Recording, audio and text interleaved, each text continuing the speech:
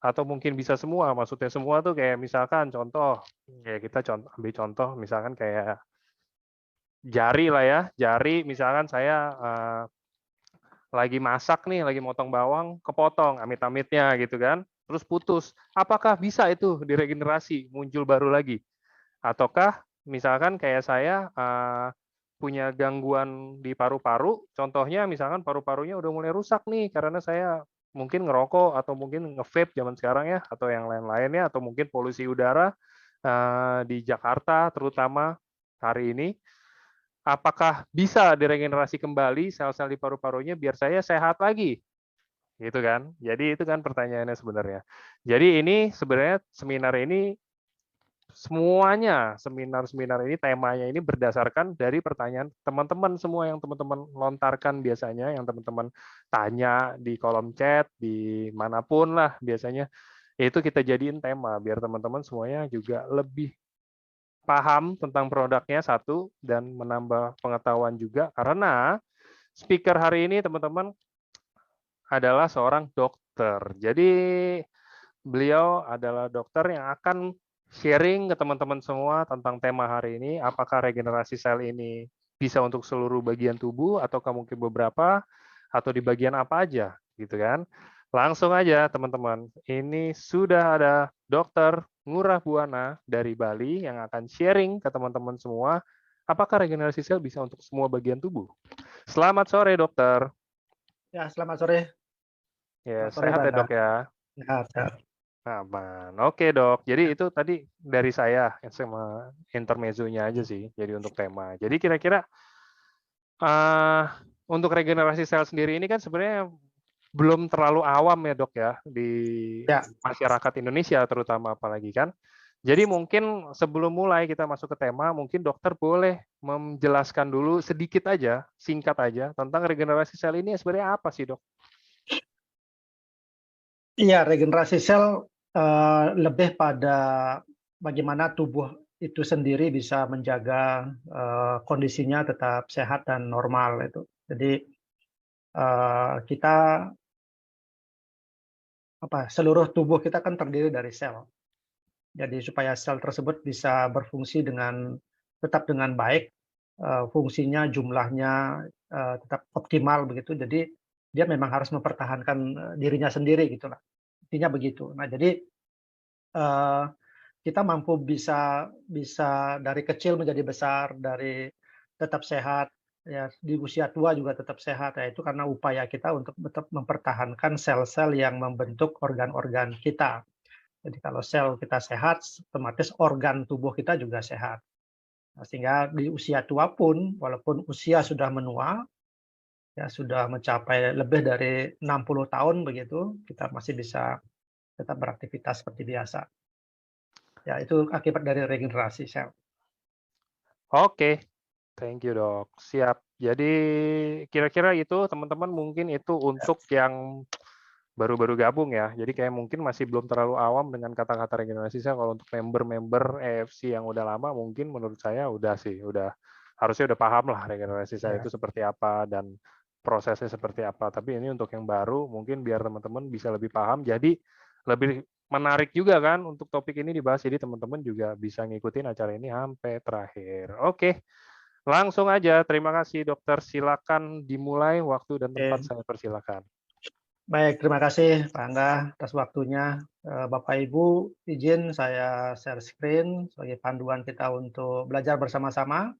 Jadi materi ini seperti tadi yang disampaikan oleh Pak Angga, mungkin ini materi yang berulang karena eh, banyak member-member baru atau peserta-peserta baru di AFC ini yang mungkin saja masih awam sekali tentang regenerasi itu seperti apa gitu ya.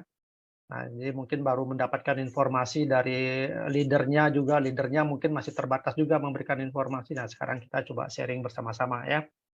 Jadi judul kita pada sore hari ini berbicara tentang apakah regenerasi sel itu terjadi pada semua organ. Nah, itu pertanyaannya. Dan ini memang betul bahwa dari sekian banyak para member yang juga sering menjapri saya, "Dok, kalau, keluhan pada mata kira-kira bisa membaik enggak kondisinya. Jadi sepanjang sepanjang, gangguan tersebut ataukah masalah kesehatan tersebut berhubungan dengan mata, yaitu saya pastikan kondisinya pasti akan membaik, itu ya. Jadi karena kenapa? Ya ini penjelasan sebentar yang saya bisa sampaikan ya. Jadi sekali lagi, segala masalah yang berkaitan dengan sel, sel itu mungkin pengertiannya tidak selalu, berupa berupa berupa sebuah sebuah sel gitu ya, tapi ini bisa berkaitan dengan keseimbangan yang ada di dalam tubuh kita ya, bisa berupa hormonal, bisa berupa enzim, berupa berupa ya keseimbangan yang lain. Jadi nanti kenapa ceritanya juga bisa akan berkembang, jadi banyak testimoni-testimoni yang disampaikan gitu ya. Nah, Bapak Ibu, jadi sebelum kita me me apa ya, mengenal lebih jauh tentang, regenerasi sel, jadi kita harus ketahui bahwa tubuh kita ini tersusun dari, 60 sampai 100 triliun sel, ya. Ini perkiraan, ya. Jadi perkiraan secara ilmiah tentunya, ya. Akan tetapi dalam setiap hari itu ada sekitar 400 miliar sel kita yang mati dan yang tergantikan gitu, ya. Nah, ini normalnya, ya. Normalnya sel kita itu ada yang mati dan ada yang tergantikan. Nah, ya. Nah, jumlahnya itu sampai 400 miliar sel. Nah, secara normal sekian yang mati, sekian juga yang yang digantikan lah begitu ya. Baik oleh karena dia memang waktunya dia mati atau oleh karena ada akibat dia dirusak oleh kondisi-kondisi tertentu. Nah, jadi sekali lagi kalau secara normalnya 400 miliar yang tergantikan, 400 miliar yang mati, 400 miliar juga yang menggantikan gitu. Sehingga kondisi jumlah sel yang tersusun, yang menyusun tubuh kita itu pasti dalam kondisi yang tetap normal. Nah, yang kedua, tentu kalau sekian ratus miliar sel yang mati dan yang rusak, kemudian dia tidak tergantikan, secara otomatis fungsi dari organ tersebut pasti akan berkurang, kan demikian ya. Logikanya begitu. Nah, maka untuk tetap menjaga supaya organ tersebut tetap berfungsi dengan baik, maka sel-sel yang membentuk organ tersebut dia harus dalam kondisi jumlahnya dalam kondisi yang normal dan fungsinya juga tetap dalam kondisi yang baik. Nah, ini contoh beberapa organ-organ ya yang dicontohkan kalau misalnya otak, contohnya ada kehilangan 190.000 sel dalam satu hari. Ini hitungan dalam satu hari. Ada juga nanti dalam hitungan detik, ada hitungan dalam menit dan lain sebagainya ya. Nah, itu menandakan bahwa tubuh kita ini terus terjadi suatu regenerasi, suatu pergantian ya, suatu pergantian sel. Nah, ini yang tadi saya sampaikan. Jadi karena ada 400 miliar sel yang mati, maka agar tubuh tetap sehat, jumlah dan fungsi dari sel itu yang menyusun organ tersebut harus dalam kondisi normal dan baik. Ya, sekali lagi jumlah dan fungsi. Ya, jumlahnya normal dan fungsinya baik. Jadi percuma kalau jumlahnya normal tapi fungsinya tidak baik. Ya, atau disfungsional namanya atau patologis namanya, ya. Jadi sekali lagi jumlahnya normal dan fungsinya juga baik. Ini kata kuncinya Bapak Ibu, ya. Nah, maka upayanya adalah sel tersebut harus bisa bertahan dan atau yang mati dan yang rusak itu harus segera diganti. Nah, yang bisa bertahan ini maksudnya bahwa kemampuan sel itu sendiri bisa membelah diri. Jadi sel-sel kita itu sebenarnya mampu untuk membelah diri. Di satu menjadi dua gitu ya, satu menjadi dua, satu menjadi dua. Ya. Nah, bagaimana dengan sel yang mati dan yang rusak?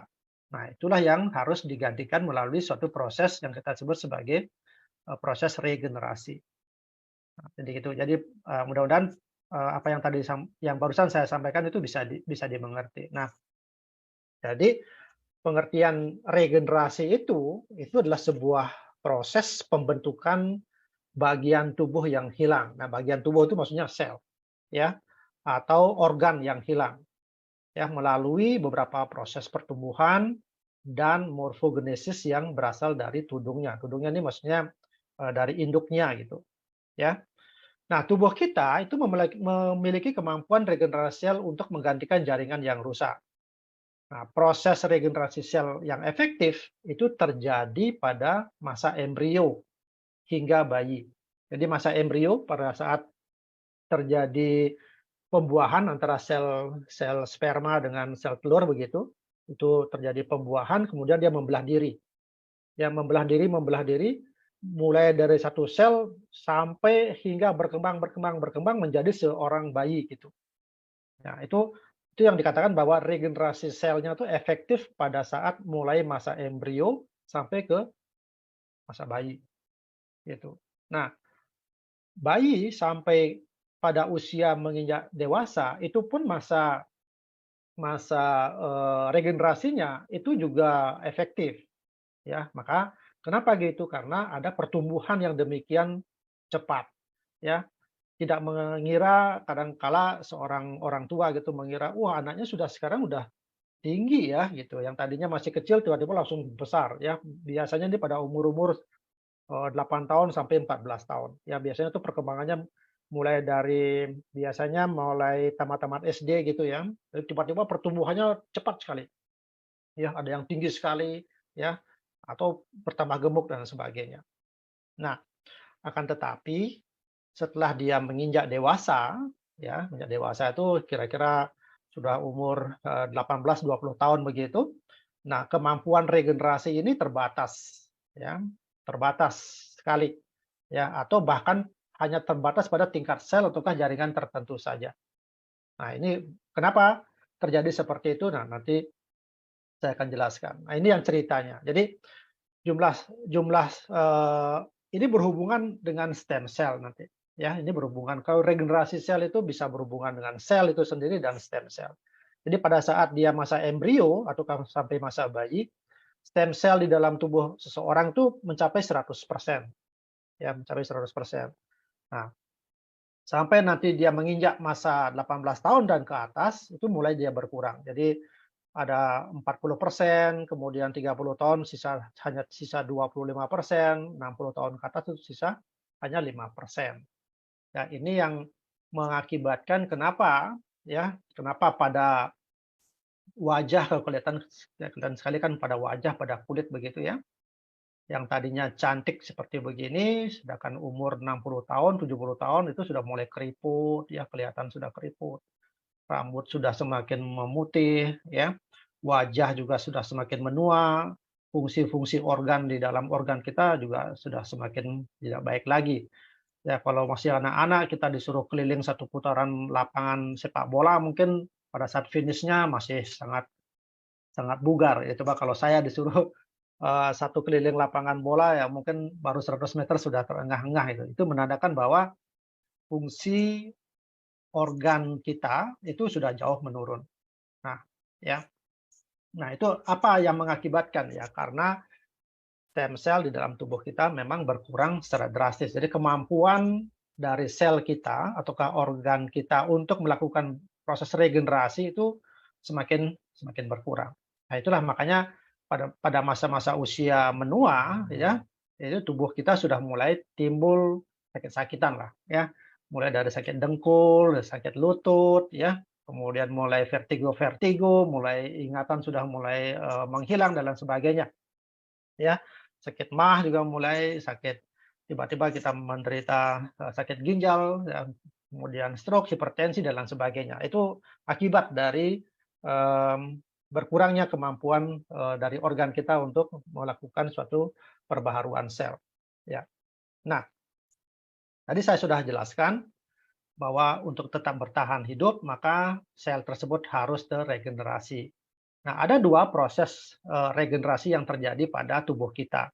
Ya, yang pertama adalah melalui proses perbaikan yang melibatkan reorganisasi bagian tubuh yang masih tersisa atau masih ada jaringan yang lama.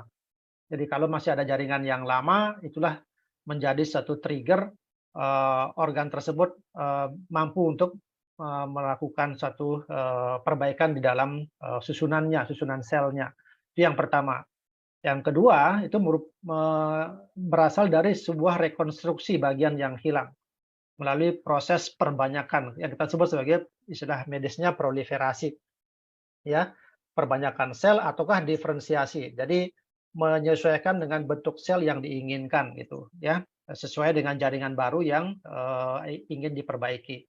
Nah ini kenapa sebuah stem cell, ya, kenapa sebuah stem cell itu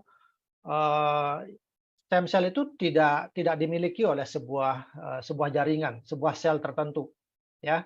Jadi dia berupa sel induk begitu, ya, berupa sel induk dan dialah yang nanti akan menjadi berbagai macam bentuk sel. Nah, ini contoh-contoh Bapak Ibu yang ya mungkin Bapak Ibu juga sudah mengalami sendiri gitu ya. Ini contoh misalnya ada pasien yang sebelumnya sudah mengalami kerontokan pada rambut di kepala gitu ya. Tiba-tiba dengan suatu terapi tertentu begitu, nah, rambut kepalanya menjadi bertambah banyak, bertambah hitam begitu ya. Nah ini kenapa sampai terjadi seperti itu?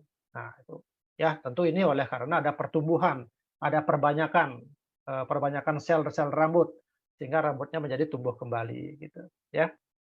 Nah kemudian di gambar yang sebelahnya, ada sebuah luka yang terjadi pada, kaki seorang pasien, oleh karena lukanya ini diabetes misalnya, ya. Jadi lukanya ini menganga, ya, luka menganga, kemudian oleh karena sebuah terapi, ya, sebuah terapi, lukanya juga dalam kondisi bersih begitu, ya, dilihat, di dalam lukanya itu merah begitu berarti, sel-sel pembuluh darahnya bagus, ya, peredaran darahnya bagus, nah sehingga lukanya bisa menutup. Ya, lukanya bisa menutup. Nah, menutupnya luka ini pasti oleh karena terjadi pertumbuhan sel, ya, pertumbuhan sel yang demikian bagus pada organ tersebut. Nah, demikian juga terjadi pada binatang, ya. Misalnya kalau kodok gitu ya, kalau kodok ini tiba-tiba dia putus tangannya, ya, kalau putus tangannya, nah organ yang masih sisa ini dia bisa membentuk organ tangan. Nah, seperti itu. Ya, ini kenapa terjadi seperti itu? Ya, oleh karena ada sel induk yang ada di sana. Ya, ada sel induk yang bisa nanti membentuk seperti tangan kembali. Nah, dari 3 contoh seperti ini adalah contoh regenerasi sel, Bapak Ibu. Ya. Nah, tadi saya sempat menyinggung tentang stem cell. Ya, ini foto sebuah stem cell yang ada dalam mikroskop ya, tapi Bapak Ibu tidak usah memikirkan terlalu jauh ya tentang sel yang kita sebut sebagai stem cell ini. Nah, stem cell ini adalah merupakan sel yang belum berdiferensiasi namanya, ya, belum dia berubah, ya, berubah bentuk gitu, ya. Tapi dia memiliki kemampuan untuk berkembang menjadi lebih banyak sel, ya, eh, sesuai dengan bentuknya mau berubah ke mana, ya, sesuai dengan yang diinginkan. Nah, sehingga terjadi perbaikan untuk menggantikan sel-sel yang telah rusak. Ya, jadi kemampuannya adalah seperti itu. Jadi sel ini tidak berdiferensiasi, belum berdiferensiasi, kemudian dia mampu untuk membelah diri, ya, membelah dirinya pun itu nanti ada yang menjadi dirinya sendiri, ya, seperti pada gambar yang kiri atas ini. Ya, jadi sebuah stem cell, jadi dia memiliki kemampuan replikasi, replikasi ini menjadi dirinya sendiri, gitu. Dan belahan yang lainnya dia akan berdiferensiasi. Dia akan membentuk menjadi apa gitu, ya, sesuai dengan yang diinginkan oleh organ. Ya, seperti contoh tadi, kalau misalnya ada jaringan kulit yang luka gitu, ya, jaringan kulit yang luka. Jadi jaringan kulit yang terluka itu dia menginginkan stem cell itu akan berubah bentuk, ya, akan berubah bentuk menjadi sel kulit, di mana sel kulit tersebut yang dia inginkan untuk memperbaiki jaringan kulit yang luka itu. Di sana juga misalnya ada gangguan pada pembuluh darahnya, sel-sel darah, sel-sel yang menyusun pembuluh darah misalnya seperti itu. Jadi ada semacam rangsang kimia, ya, rangsang kimia yang menginginkan stem cell itu berubah bentuk menjadi sel-sel darah dan sel-sel pembuluh darah seperti itu, ya. Demikian juga kalau dengan gangguan-gangguan gangguan-gangguan organ tertentu, misalnya pada jantung, pada paru-paru, pada hati, pada ginjal, seluruh di dalam tubuh kita itu memiliki kemampuan untuk meminta secara enzimatik, ya, mengirimkan pesan secara enzimatik kepada stem cell agar dia memperbanyak diri dan merubah dirinya menjadi sel yang sesuai dengan yang menginginkan gitu. Nah, ini keajaiban yang terjadi pada makhluk hidup, ya, yang tadi pada makhluk hidup. Jadi pada tubuh kita sendiri. Nah, nah, jadi keistimewaan dari stem cell ini adalah memang dia bertanggung jawab untuk meregenerasi sel, ya, atau organ yang rusak di dalam tubuh atau yang rusak maupun yang mati di dalam tubuh, ya. Jumlah stem cell kita di dalam tubuh sebenarnya miliaran, ya, seperti tadi, tapi dalam ceritanya semakin usia kita semakin tua, jumlah stem cell di dalam tubuh kita itu semakin sedikit, ya. Makanya untuk mempercepat proses regenerasi yang terjadi, ya, maka perlu pertumbuhan dari stem cell ini. Jadi ada yang merangsang supaya stem cell ini bisa memperbanyak diri lagi lah gitu, ya, memperbanyak diri lagi. Nah, siapa yang merangsang? Apa yang merangsang? Sebentar, kita akan dengarkan bersama-sama. Nah, jadi sekali lagi stem cell ini adalah sel induk kita, ya, sel induk kita, dan merekalah merupakan sebuah kunci untuk perbaharuan dari organ-organ kita, ya. Nah, jadi ada 5 kemampuan dari stem cell yang ada dalam tubuh kita. Yang pertama adalah repairing, jadi dia memperbaiki sel-sel yang rusak. Jadi kalau ada sel kita yang rusak akibat misalnya radiasi atau memang terjadi sebuah oksidasi yang terjadi pada tubuh kita, yang menyebabkan ada yang kita sebut sebagai stres oksidatif begitu ya, maka sel yang rusak tersebut memang harus segera digantikan, ya, di samping kita memang menghentikan penyebab dari sel yang merusak sel kita itu. Itu yang pertama, ya. Yang kedua kita sebut sebagai replacement. Ya, replacement itu menggantikan sel yang rusak. Jadi kalau sel yang rusak otomatis dia akan mati, tempatnya itu akan digantikan dengan sel yang baru, ya. Kemudian yang ketiga adalah regeneration, jadi menyusun kembali sel yang rusak, ya. Jadi susunan selnya yang mati, morfologi ataukah bentuk sel yang mati, susunannya itu yang menggantikannya itu sama, ya, sehingga bentuk dari organ tersebut itu kembali sempurna seperti apa adanya. Nah, itu disebut sebagai regeneration. Yang keempat itu disebut sebagai rehabilitation. Jadi memfungsikan kembali sel yang masih dapat diperbaharui. Jadi masih ada sel-sel yang sifatnya diperbaharui, ya, yang tadinya lemah begitu dia ditingkatkan lagi, ya, namanya rehabilitation. Dan yang terakhir kita sebut sebagai rejuvenation, jadi meremajakan sel, ya, yang sudah tua dan mulai yang terganggu. Nah, itu tugasnya dari stem cell. Jadi kalau di dalam tubuh kita ada sel yang selnya rusak, ada yang selnya perlu diperbaiki, ada susunan dari organ-organnya memang ada yang salah begitu, selnya sudah tua sekali, nah itu semuanya akan dijalankanlah fungsi stem cell ini, ya. Nah, kita akan cerita Bapak Ibu beberapa organ yang memiliki kemampuan untuk melakukan perbaikan pada tubuhnya sendiri atau pada organnya sendiri, ya. Tapi ini tidak semua organ yang saya jelaskan. Jadi yang sebagian besar itu adalah ada 7 organ di dalam tubuh kita, ya, yang memiliki kemampuan untuk bisa memperbaiki dirinya sendiri lah gitu, ya. Nah, yang pertama adalah organ dari hati, ya.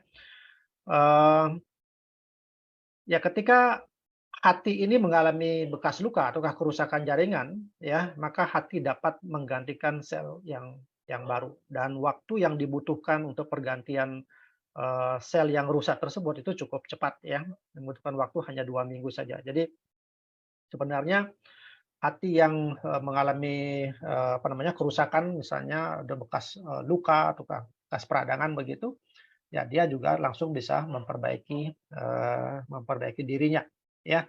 Yang kedua adalah organ usus kita, ya. Salah satu organ yang dalam sistem pencernaan ini memiliki tugas yang berat juga sepanjang harinya karena apa ya? Karena kita selalu setiap saat kita memasukkan makanan ke dalam badan kita melalui mulut dan masuk dicerna melalui usus ya. Nah, oleh karena kerjanya yang berat, maka organ tubuh yang terdapat di perut ini melakukan regenerasi sel epitel yang menghabiskan waktu 5 sampai 7 hari ya. Jadi dia pun sel usus kita itu terus selama 5 sampai 7 hari dia menggantikan sel epitel-epitelnya, jadi yang merupakan permukaan dari dalam yang memang berfungsi untuk melakukan pencernaan di sana, ya. Jadi kalau terjadi kerusakan dia bisa menghasilkan perbaikan sendiri, ya. Nah ini sebagai contoh saja misalnya lambung, ya. Di lambung ini yang bertugas untuk menghancurkan makanan yang kita cerna, ya. Kemudian ini yang tadi saya dibilang kalau terjadi kerusakan-kerusakan maka dia membutuhkan waktu 3 sampai 5 hari ya untuk memperbaiki dirinya sendiri ya. Ini proses regenerasi lambung. Nah, yang selanjutnya adalah organ tulang ya, organ tulang. Mungkin Bapak Ibu pernah juga menyaksikan sendiri ya, ada anggota keluarganya ataukah pernah mungkin mengalami hal yang patah tulang begitu. Dan memang betul kalau patah tulang ini tidak diperbaiki, ya, tidak dilakukan operasi penyambungan tulang, tulangnya ini pun bisa melakukan penyembuhan sendiri, ya, penyembuhan sendiri. Artinya dia tuh bisa bisa nempel gitu, ya, bisa nempel. Tetapi kalau posisinya tidak bagus, ya, yang harusnya lurus begitu, seperti gambar ini kan dia patah. Jadi posisinya juga sudah tidak seimbang, ya, patah. Kalau ini dibiarkan, ya, ini dibiarkan, ini akan tumbuh, tulangnya akan tumbuh, tapi fungsinya pasti akan tidak bagus, ya, karena posisinya tidak saling menyangga, ya. Nah, itu maksudnya bahwa kalau ini didiamkan, maka patahan-patahan ini dia akan menyambung satu sama lain, tapi posisinya tidak akan normal, ya, tidak akan normal. Nah, makanya kenapa pasien yang mengalami patah tulang begini, ini harus rekonstruksi, jadi harus dibenahi posisinya, ya, benahi posisinya. Nah, supaya posisinya ini nanti pertumbuhan tulangnya akan bagus, ya, akan dia sama-sama memperbaiki diri gitu ya, supaya dia stabil, makanya dipasang pen gitu ya, dipasang implan gitu supaya pertumbuhannya bagus. Nah, kapan nanti sudah mulai kuat lagi, ya kapan waktunya untuk dicabut, pennya itu perlu dicabut. Nah, itu maksudnya. Tapi kalau misalnya ada pasien yang tidak mau dioperasi, ya dibiarkan begini kondisinya, ini pertumbuhan tulangnya juga akan terjadi ya. Tapi sekali lagi tidak sempurna gitu ya. Selanjutnya adalah kulit. Ya, ini contoh seperti pada gambar ini misalnya ada jaringan kulit yang robek ya oleh karena ada trauma begitu ya. Ya di apa namanya pada kepala. Ya ini pun juga akan mengalami proses penyembuhan sendiri dia. Ya, kulit kita memiliki kemampuan untuk penyembuhan kulit sendiri. Tapi apakah dibiarkan terbuka begini? Ya, dan pasti membutuhkan waktu yang lama. Nah, kenapa kalau misalnya terjadi luka begini, ya luka luka menganga begini, oleh para dokter biasanya dijahit dia, dirapatkan apa namanya kulitnya dirapatkan, jaringan-jaringan di bawahnya juga dirapatkan, ya agar proses regenerasi selnya itu berjalan dengan efektif, ya berjalan dengan efektif. Kalau dibiarkan menganga begini, itu membutuhkan waktu yang lama, ya sehingga proses penyembuhannya pun juga akan lama dan resiko yang bisa terjadi adalah infeksi karena lukanya menganga seperti begini, ya. Nah, tapi kalau dibiarkan juga seperti kalau misalnya kita mengamankan bahwa lukanya ini tidak terjadi infeksi, itu pun juga bisa akan lukanya akan menutup. Nah, ini juga merupakan suatu proses regenerasi juga. Nah, ini yang tadi ada yang menanyakan tentang mata ya. Jadi sekali lagi kalau ada hal-hal kerusakan mata yang berhubungan dengan sel, apakah itu pada korneanya, apakah pada pupilnya, pada irisnya, atau pada lensanya, itu kemampuan mata juga mampu dia melakukan proses regenerasi. ya dari proses regenerasi. Jadi ini membutuhkan waktu 1 sampai 3 hari. Nah itu ya, jadi lumayan cepat. Demikian juga paru-paru. Ya tadi Pak Angga tadi sudah sempat menyinggung orang yang merokok, ya, orang yang merokok atau yang menghisap rokok atau yang berada di area mengalami polusi yang sangat tinggi sekali. Tentu karena setiap hari kita menghirup udara yang tidak sehat begitu, pasti juga akan merusak organ pernapasan kita ya, mulai dari hidung sampai ke paru-paru. Ya, tapi sekali lagi, tapi paru-paru kita itu juga mengalami kemampuan dia untuk meregenerasi, ya, menyembuhkan dirinya sendiri, ya. Jadi proses penyembuhannya itu demikian uniknya ya, sehingga memang yang tadinya paru-parunya mengalami peradangan, dia bisa menjadi sehat kembali. Dan yang terakhir itu adalah otak, ya. Nah, dulu Bapak Ibu, ahli saraf mengatakan bahwa otak itu berhenti bertumbuh, apa namanya, setelah masa kecil, ya dikatakan. Tapi belakangan, 20 tahun belakangan ini, menemukan bahwa otak itu dapat menciptakan sel yang baru, yang kita sebut sebagai neuroplastisitas. Ya, neuroplastisitas. Ini sebuah perkembangan keilmuan yang sangat luar biasa, Bapak Ibu, yang tadinya kita mengakui bahwa otak kita tidak akan mengalami perbaikan, ya, atau mengalami pertumbuhan, tetapi sudah dibuktikan bahwa kalau misalnya ada gangguan pada otak atau cedera pada otak, maka neuron-neuron yang ada dalam sel-sel otak kita itu dapat terhubung kembali, ya, terhubung kembali. Nah, hal ini berkat bagian otak lain yang dapat mengambil alih fungsi itu. Nah, kenapa dalam beberapa testimoni dikatakan orang yang apa namanya, yang lumpuh oleh karena terjadi stroke atau dia cedera otak ya oleh karena kecelakaan begitu, dia bisa beraktivitas kembali, ya, bisa membaik kondisinya walaupun mungkin tidak 100% begitu ya, oleh karena memang sel-sel saraf kita itu mengalami perbaikan yang agak lama. Ya, mengalami perbaikan yang sekali lagi yang agak lama.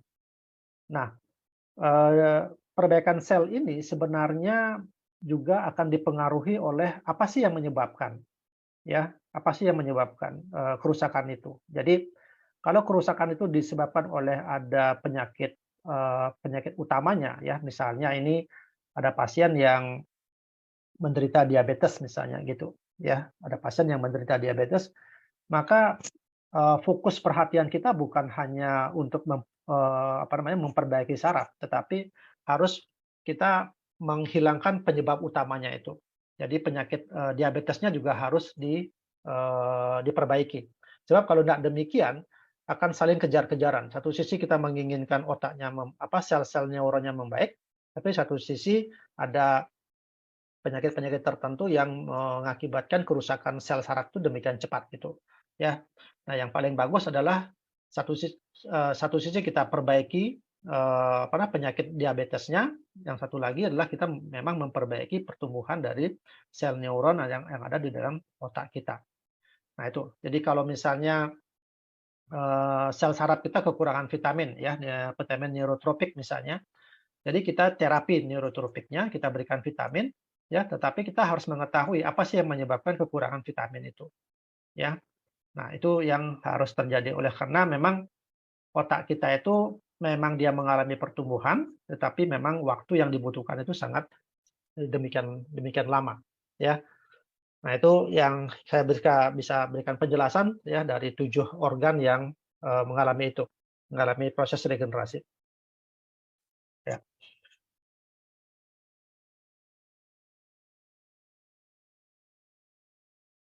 Nah, tadi sudah ada yang dari penjelasan yang tadi saya sampaikan ya, bahwa sel-sel kita di dalam tubuh kita ataukah tubuh kita mampu untuk melakukan regenerasi. Pertanyaannya kemudian, kalau memang tubuh manusia mampu melakukan regenerasi sel, ya, kenapa tubuh kita masih membutuhkan tambahan nutrisi untuk mendukung proses regenerasi?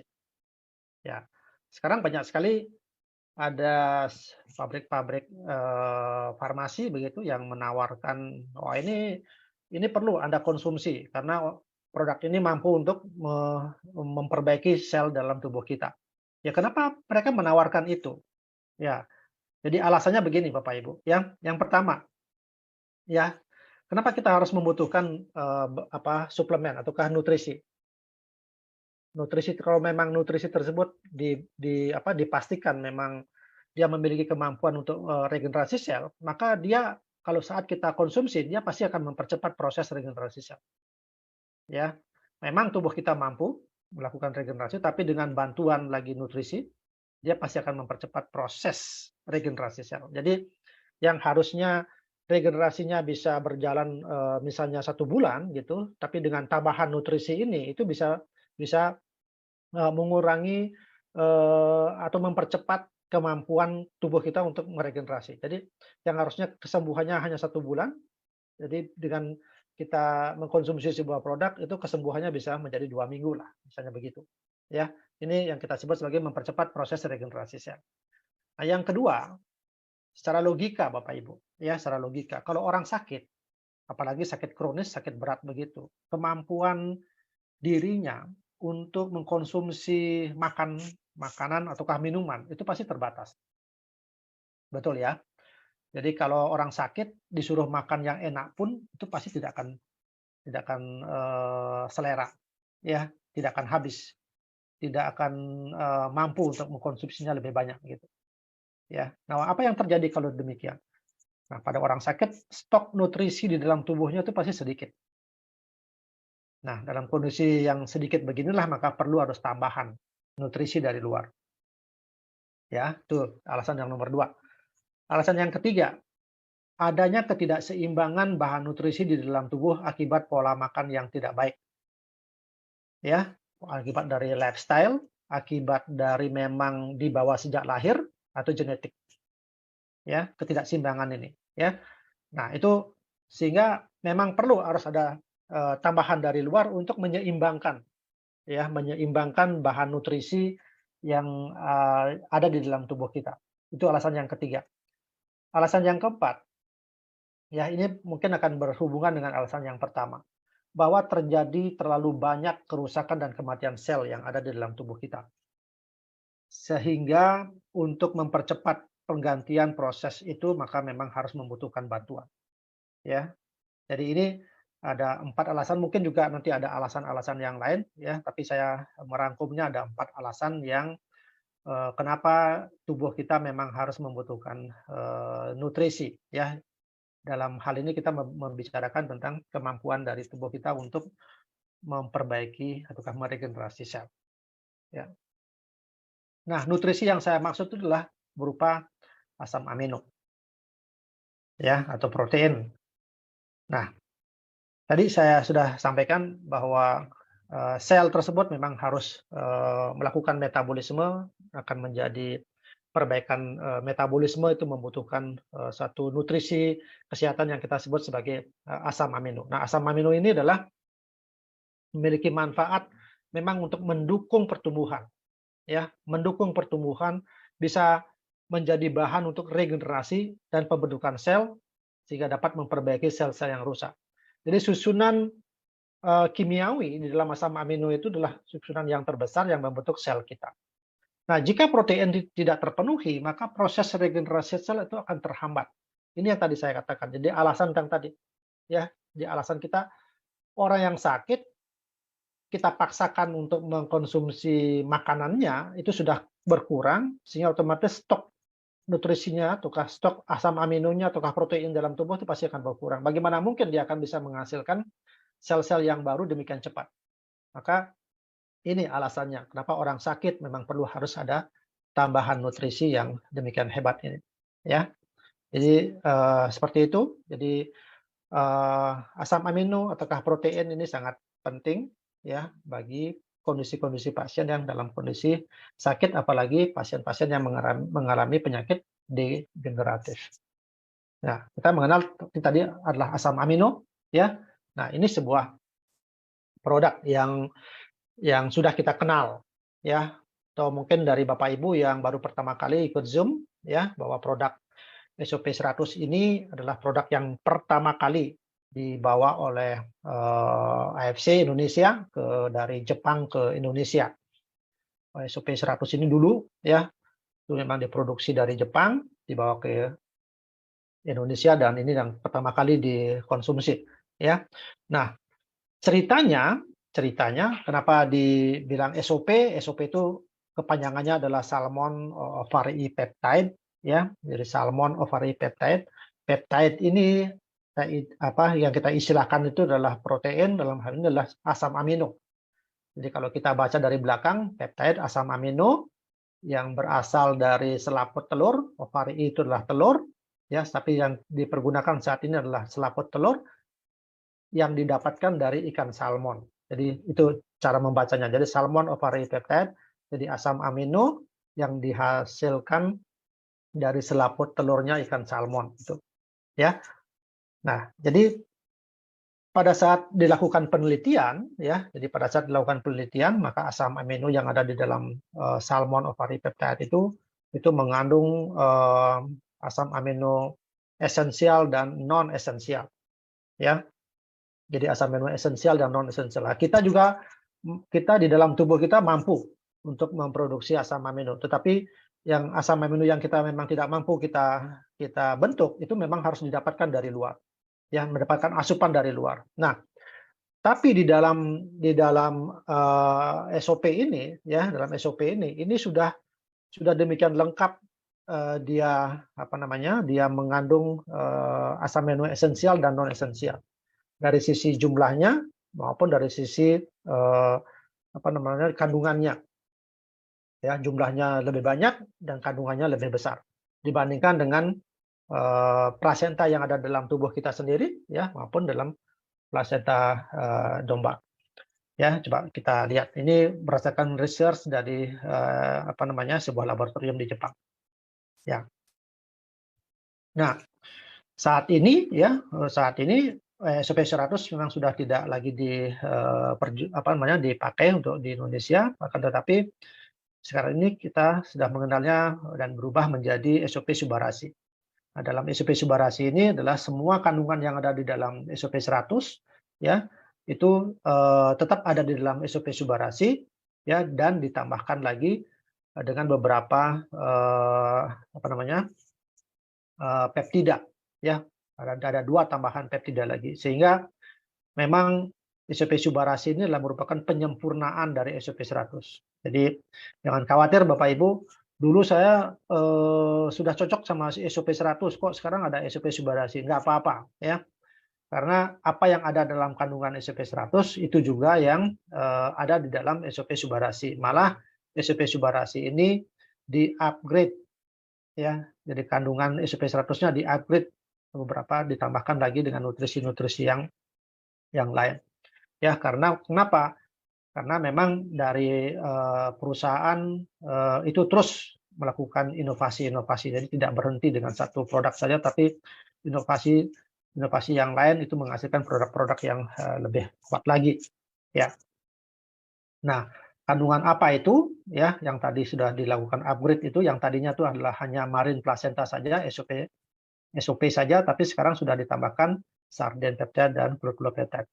Nah, di marine placenta inilah yang memang memiliki kemampuan ya sebagai nutrisi asam amino yang dimasukkan ke dalam tubuh kita.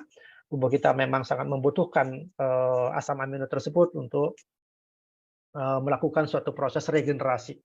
Nah, jadi secara umum saya katakan bahwa tubuh kita ya semuanya tersusun dari sel. Pada saat kita mengkonsumsi Subarasi ini ya, itu pasti akan melakukan proses regenerasi. Ya, masalah waktunya saja Bapak Ibu, masalah waktunya saja. Mana yang paling cepat regenerasinya, mana yang tengah-tengah, mana yang lama. Ya, tapi yang namanya paten ya, cell regeneration effect begitu yang sudah dipatenkan. Artinya kalau ada 100 orang yang mengkonsumsi SOP Subarasi ini, maka paten regenerasinya itu pasti terjadi. Ya, pasti akan terjadi. Nah, yang menjadi masalah adalah kapan regenerasinya dan kapan bisa dirasakan regenerasinya. Nah, ini yang sering kali menjadi pertanyaan buat Bapak Ibu. saya sudah minum 2 kotak, saya sudah minum 6 paket, tapi apa yang saya harapkan kenapa nggak saya dapatkan?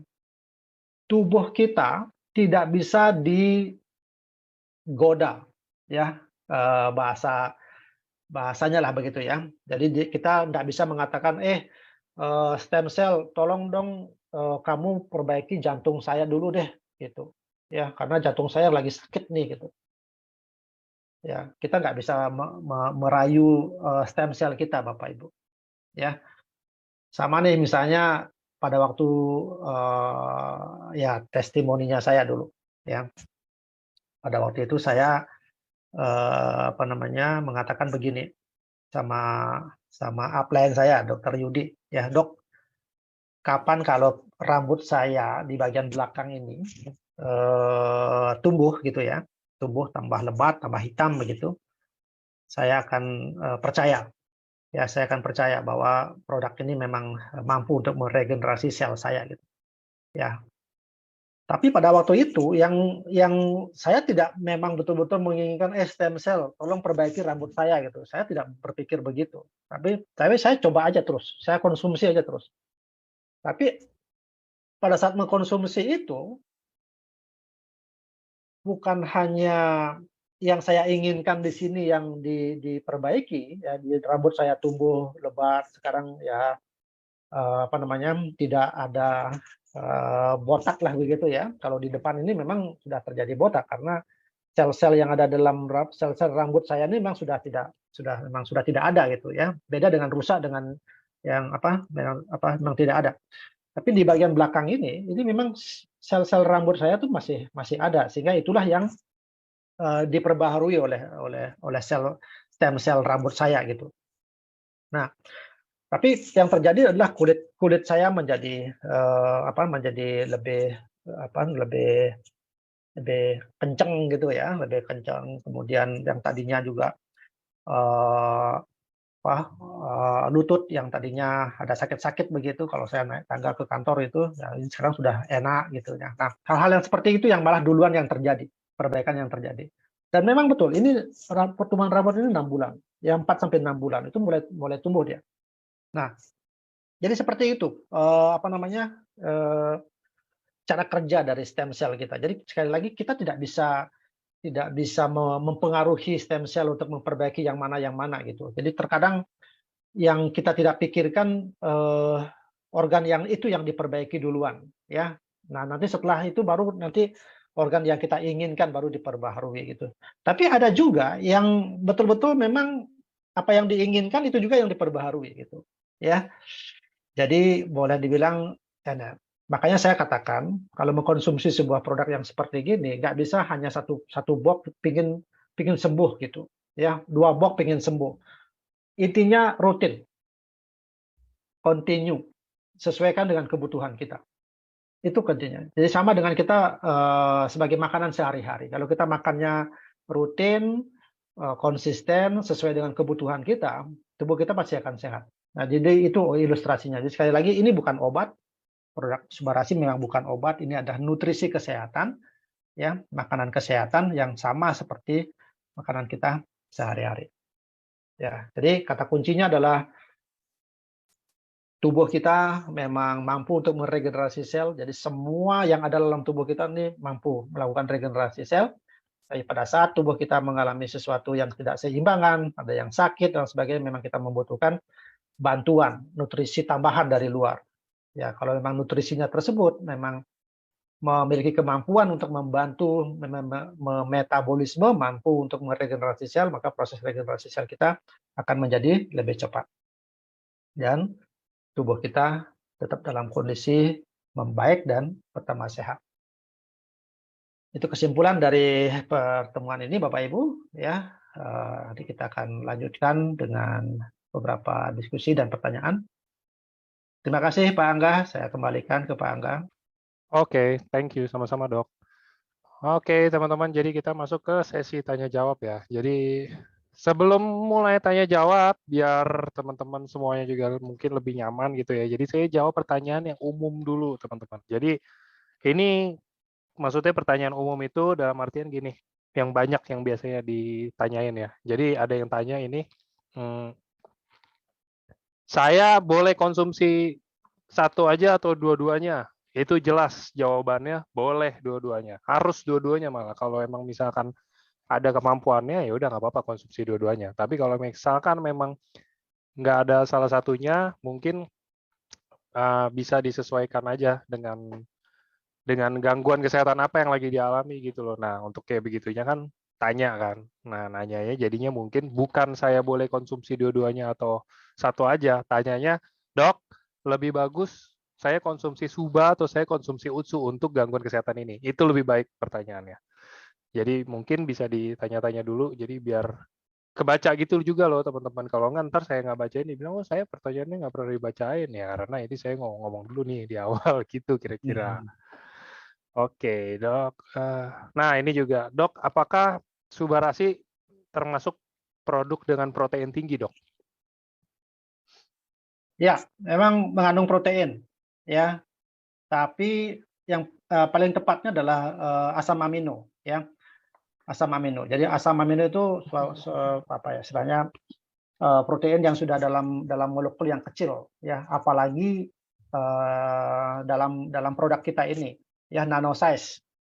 Jadi kalau nano size artinya molekulnya kecil banget, ya, kecil banget. Jadi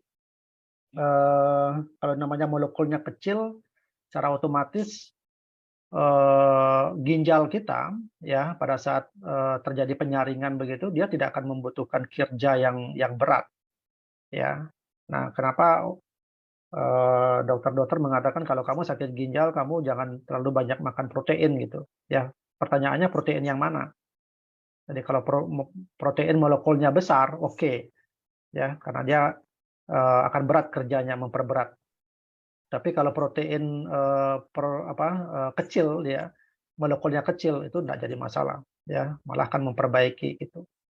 Ya, memang banyak mengandung asam amino, ya. Oke, next. Kalau untuk masalah di pengapuran tulang lutut, apakah sebaiknya menggunakan SOP Subarasi atau Utsukushi? Nah, ini bagus pertanyaannya. Ini jadi jawabnya juga lebih enak. Dokter Buana juga akan lebih enak gitu kan, maksudnya untuk jawabnya. Kira-kira Ya, bagus mana, Dok? Subarasi atau Utsu, Dok? dua-duanya. Nah, Gitu. ini lebih bagus lagi jawabannya. Iya. Karena gini, ya Bapak Ibu mungkin berpikirnya, oh ini memang harus mengalami kerusakan gitu kan. Jadi perlu Subarasi aja supaya menggantikan. Jadi pertanyaan, apa yang merusak? Nah, itu kan. Jadi pertanyaannya kan kita bilang tadi. Nah, jadi kalau pengobatan untuk sel itu, terapi untuk sel itu, jadi kita tidak hanya mengobatin selnya. Jadi kita harus memperbaiki ataukah melakukan perbaikan juga pada apa sih yang menyebabkannya dia rusak gitu. Ya makanya saran saya adalah kenapa harus minum Subarasi dan Utsukushi. Nah, Utsukushi ini kan kalau kita lihat dari ingredientnya kan itu banyak sekali mengandung antioksidan, ya, banyak sekali juga untuk meningkatkan imunitas, ya. Malah nanti di Utsukushi Gold itu kan malah dia memperbaiki DNA yang rusak gitu kan.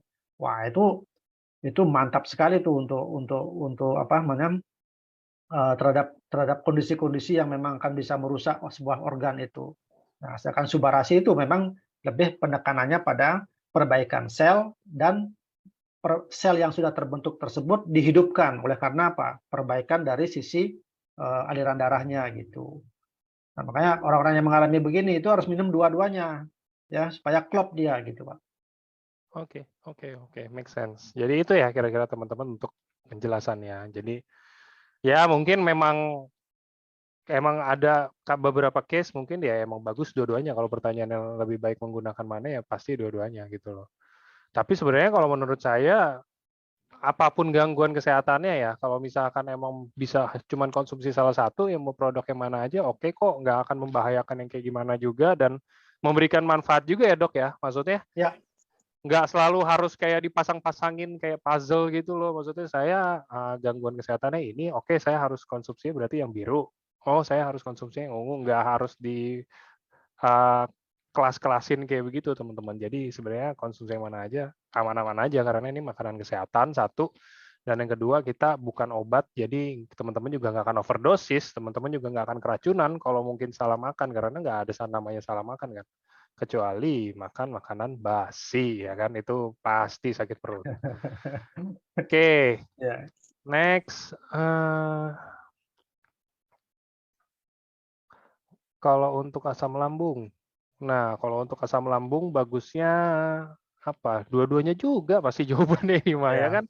Bagus, emang bagus dua-duanya karena kita dari dua produk ini emang ada manfaat masing-masingnya untuk lambung ya dok ya. betul, betul. Ya, apalagi kalau misalnya sudah ada luka lambung gitu ya, luka lambung gitu, Hmm, karena itu hmm. ya itu perlu subarasi. Nah, kenapa ursukusi penting ya? Di situ karena ada kondisi dia menyehatkan flora dari usus kita yang kita sebut sebagai probiotik itu. Ya, itu dengan berbagai macam fungsinya lah gitu ya. Jadi Yes. makanya kalau asam lambung sebenarnya memang kedua-duanya. Ya. Dan yang saya ingat juga Utsukushi itu kan ada takara kombunya. Nah itu juga bagus untuk Oh ya, mukosa, betul. apa lapisan lambung ya dok ya Ya, kalau nggak salah ya. lapisan lambung. Nah Ya, gitu kira-kira. memperbanyak mukus dia, memperbanyak apa Ya ya? mukosa Mukus ya. ya. Oke. Nah, ini bagus banget nih, Dok. Dok, izin bertanya, apakah Utsukushi dan Subarashi bisa buat anak dengan ADHD usia 7 tahun? Kalau bisa, berapa kira-kira takaran yang tepat untuk pemberiannya, Dok?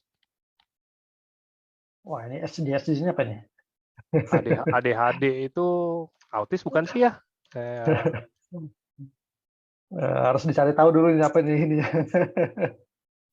Kalau di Ya, Google sih kalau attention deficit Google, hyperactivity disorder. Oh, oh ya hiperaktif, ya, hiperaktif, hiperaktif. Ya hiperaktif. kayak Ya, autis gitulah ya. ya, ya, Ya, ya, kayak ya, autis benar. gitu ya.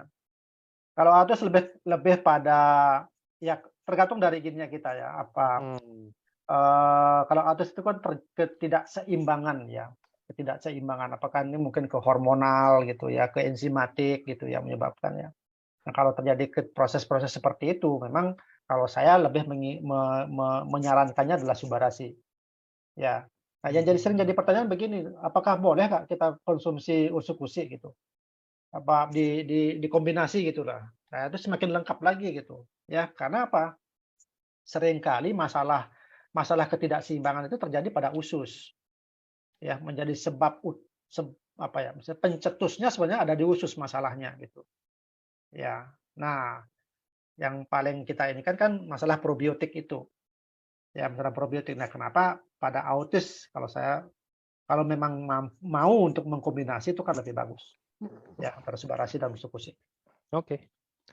Oke, dan ini mungkin ada, ya bukan saya, bukan keluarga saya juga, cuman ada testimoni dari salah seorang member yang udah sangat terkenal teman-teman. Jadi dia punya anak cowok mungkin seumuran 7 atau 10 atau berapa saya lupa deh. Pokoknya kisaran segitu juga, masih kecil juga anaknya. Nah itu dia autis, literally autis ya. Jadi ini salah satu leader kita ada Ernesta dari Bandung, teman-teman. Jadi dia udah sering banget bikin testimoni tentang anaknya yang membaik setelah dikasih Suba. Dia bilang katanya dari sisi mananya, kalau dari sisi mananya yang dia cerita ya teman-teman, yang dia cerita itu yang membuat saya oke, ini oke beneran nih. Karena dari uji klinisnya Subarasi kan ada kayak bikin kayak mood booster, bukan mood booster ya apa ya, membuat mood jadi lebih baik gitu loh. Ya kan, membuat mood lebih baik, membuat tubuh lebih tenang, lebih rileks dan lain-lain. Jadi anaknya itu lebih anteng teman-teman. Nggak langsung oke.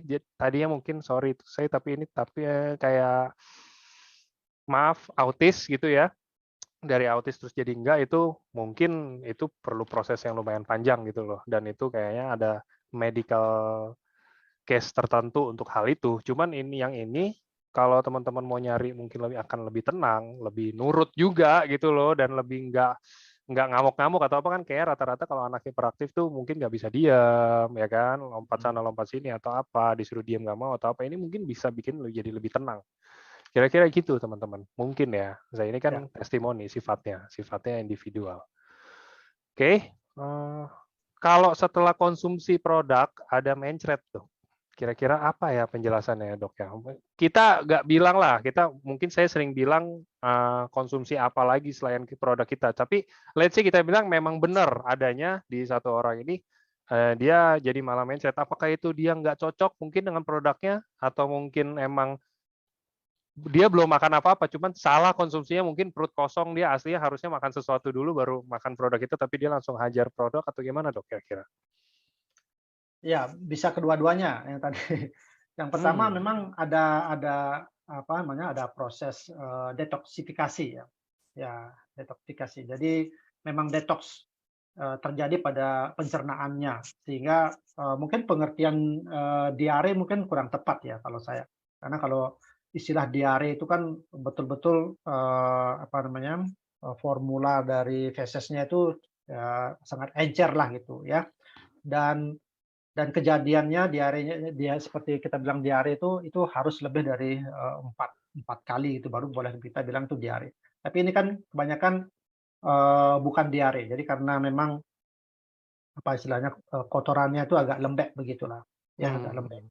gitu. Nah, penyebabnya bisa oleh karena memang proses detoks terjadi pada pencernaan. Yang kedua, mungkin saja khususnya pada saat itu memang tidak siap untuk menerima, apa namanya, probiotik yang demikian banyak. Karena dalam satu saset itu kan, 1 triliun kan disampaikan ya, probiotik gitu jumlahnya. Tentu itu akan membuat kaget gitu ya, membuat kaget. Nah, salah satu efek dari kekagetan itu ya, barangkali, apa namanya, serapan airnya tidak terlalu banyak yang dilakukan dan banyak, air di dalam ususnya itu yang memang harusnya keluar gitu, ya. Nah, cara mengatasinya bagaimana? Ya. Nah, biasanya kalau proses detoks itu tidak terjadi berkelanjutan, ya. Nah, makanya kalau ada terjadi seperti itu, coba dikurangi dosisnya dulu, ya. Jadi dikurangi dosisnya dulu, nah supaya, apa, ada adaptasi lah di dalam tubuh kita. Ya, nah kalau misalnya, kejadian ini terus berulang seperti itu ya dan sampai dalam 1 hari misalnya lebih dari 10 kali dia buang-buang air besar, nah sebaiknya memang harus di-stop dulu, ya.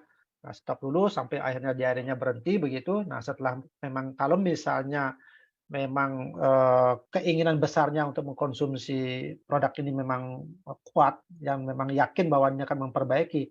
Nah, saran saya adalah coba dimulai dengan dosis yang lebih kecil lagi gitu, ya. Sekali lagi untuk adaptasi dari tubuh kita. Oke, oke teman-teman. Jadi biasanya kan saya bilang ya, ada konsumsi apa lagi tuh? Jangan-jangan ada konsumsi yang lain lagi gitu kan. Tapi ya kalau case seperti ini, ya mungkin aja itu barusan penjelasan dari Dokter Buana. Kira-kira itu semoga menjawab ya yang tadi nanya. Oke. Kalau misalkan ada benjolan di belakang kepala sudah sebesar telur ayam, kira-kira takarannya berapa diminum per hari? Satu, teman-teman harus kasih tahu dulu itu benjolannya apa. Ya, karena kita kan nggak tahu benjolan bisa dalam berbagai. Kalau kepentok besi juga bisa benjol, itu benjol juga kan namanya. Nggak harus selalu Iya. tumor, nggak harus selalu kanker loh teman-teman maksudnya. Kira-kira gitu. Jadi harus tahu dulu itu apa. Dan yang kedua teman-teman, mungkin oke, ada benjolan, let's say kita bilang ke arah tumor ya dok ya. Nah, kalau ke Ya. arah tumor itu, kayak menurut saya juga dokter Buana nggak bisa memberikan takaran yang tepat juga untuk kayak begitu, karena ini bukan obat teman-teman. Kalau kayak obat, dokter pasti bisa lah kasih, dok, saya sakit perut nih dok, kira-kira konsumsi obat ini berapa ya? Oh, dokter Buana bisa bilang 3 kali sebelum makan ya kan, misalkan bisa kayak gitu ada pastinya. Cuman ini makanan dan bukan obat, dan kita nggak ada emang pastinya bilang kayak oh ini mengatasi kanker, mengobati kanker atau tumor atau apa gitu. Itu semuanya sifatnya testimoni yang teman-teman lihat. Jadi kalau dokter mungkin bisa ngasihnya takaran umum ya dok ya. Kalau untuk yang kayak begitu, kalau yang ke arah tumor kira-kira berapa tuh dok? Kalau untuk Ya. uji? Ya, kalau prinsipnya kalau saya ya, kalau, seorang dokter kalau memiliki prinsip itu sesuatu yang tidak normal di dalam tubuh kita, ya, apakah dalam bentuk benjolan seperti itu sebaiknya memang harus diangkat, Oke. dioperasi lah gitu ya, dioperasi. Artinya itulah cara cepat untuk menghilangkan benjolannya itu kan. Misalnya gini, "Dok, ini di sini ada semacam benjolan kecil gitu kan, boleh nggak saya minum bersukusi?" Ya mending kalau memang ini sangat mengganggu sekali, udah dioperasi selesai kan, gitu. Ya, karena kan kadang-kala ada pasien tuh Kak, ini kan, dengan berbagai macam alasan lah gitu, takut dioperasi lah, takut masuk operasi, takut dengan pisaunya, takut dengan suntikannya, takut berbagai macam alasan gitu, sehingga, eee, menginginkan udah minum produk yang ini aja deh, katanya itu anti kanker, anti tumor gitu kan. Ya, padahal sebenarnya itu dengan case yang berbeda gitu, dengan case yang berbeda ya. Nah, tapi kan kalau dicerahkan ke saya, "Dok, ini boleh, bisa nggak?" Itu. Ya saya juga mengatakan, ya kalau memang sepanjang, pasiennya mau mengkonsumsi ya nggak ada salahnya juga gitu ya. Oke, oke. Yang mana mau diminumkan? Ya karena di produk kita di Utsukushi memang ada untuk efek anti tumor gitu ya, cobalah, itu diminumkan. Berapa dosisnya? Ya kalau untuk yang, Utsukushi kan dalam 1 hari minimal 2 saset. Jadi kalau memang mau memulainya dari 2 saset ya silakan, dimulai itu. Itu secara normal ya, secara normal untuk konsumsinya. Oke, oke. Itu secara normal, jadi kita juga emang menjawabnya kayak general lah teman-teman ya, nggak ke spesifik kayak mungkin pasti tumor atau apa, itu normalnya seperti itu. Kalau teman-teman merasa Ya. ada yang aneh, ada sesuatu di tubuhnya yang bukan seharusnya, ya itu konsumsi kayak begitu. Kira-kira semoga menjawab ya. Oke.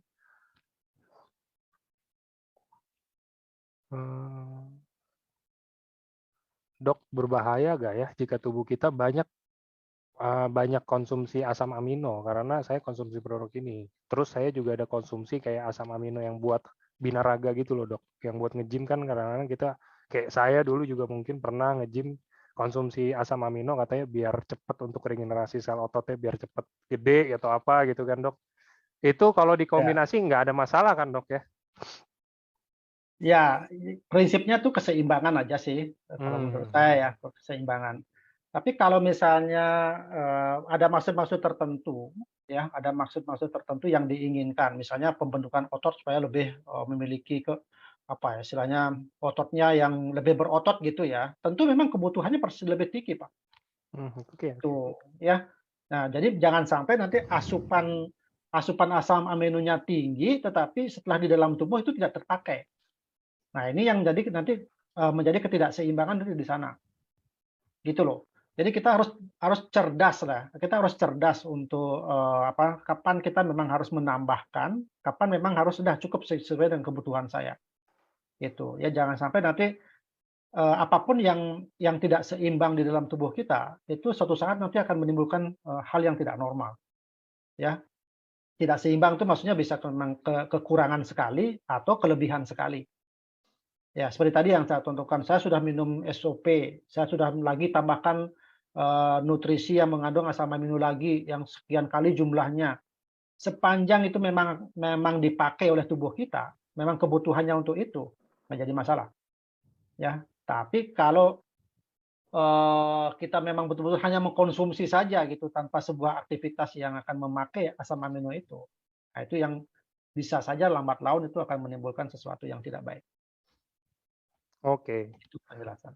Oke, semoga menjelaskan ya teman-teman ya ke yang bertanya tentunya. Oke, next.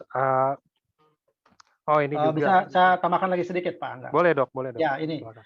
eee, kenapa orang yang mengalami penyakit yang sakit berat gitu ya, sakit berat tadi saya bilang ya, apakah degeneratifnya berat, misalnya stroke-nya demikian lama, jantungnya demikian, ini gitu ya, demikian berat gitu sakitnya. Kenapa membutuhkan asupan yang lebih besar? Karena yang tadi itu, jadi pada saat dia ingin memperbaiki kerusakan-kerusakan yang ada dalam selnya itu, dia memang membutuhkan asupan asam amino yang tinggi gitu. Nah, makanya kenapa orang sakit itu butuh kebutuhan asam amino yang harus tinggi dia dibandingkan dengan yang sehat. Kalau yang sehat mungkin cukup 1 saset sehari, tapi kalau yang sakit, ya mungkin kebutuhannya lebih dari 1 saset. Ya, seperti itu penjelasan dari saya tadi. Ya. Oke, oke. Oke, nah ini juga, ini biasa ada yang tanya juga dan ini emang pertanyaan yang mungkin emang harus dijawab juga. Jadi ada yang tanya dok, kalau misalkan ini contoh kasus aja ya dok ya, maksudnya in Hmm, general lah, karena beberapa ada yang nanya ya. kayak begini. Kalau misalkan emang udah ke rumah sakit karena ada gangguan kesehatan tertentu, let's say kita bilang kayak ada gangguan mungkin pencernaan atau yang kayak tadi mungkin benjolan atau apa segala macam, dan kita udah ke dokter, kita udah ke rumah sakit gitu loh, dan rumah sakitnya Hmm, bilang harus ada operasi kecil untuk diangkat. Nah, kalau sistem kayak begitu, Dok. Kalau udah ada dokter yang menangani, udah dibilang sarannya kayaknya harus operasi nih, operasi kecil untuk pengangkatan dan lain-lain. Apakah itu kita biarin aja, kita nggak operasi dengan kita konsumsi produk, ataukah kita tetap ikutin arahan dari dokter itu, dan kita mungkin baru konsumsi produk setelah atau sebelum atau gimana ya, Dok? Kira-kira Ya, prefer yang mana sih, Dok? seperti tadi yang saya bilang, sesuatu yang tidak normal di dalam tubuh kita, misalnya ada benjolan seperti itu memang sebaiknya diangkat. Nah, diangkat itu ada beberapa tujuan.